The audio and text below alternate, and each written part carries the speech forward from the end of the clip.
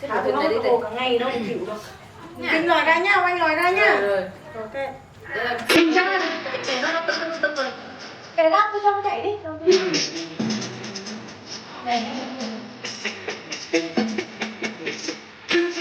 Rồi, cô nha. Tài này.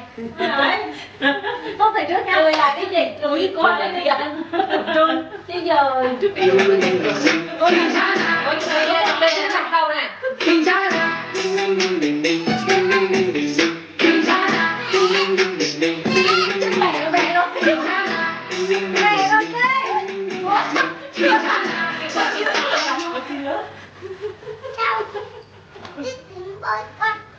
Tuổi tuổi là cùng với tuổi luôn.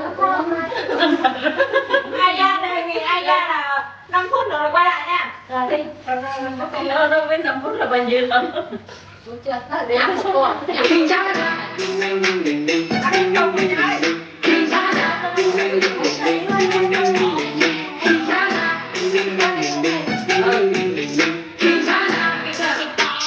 Rồi bắt đầu.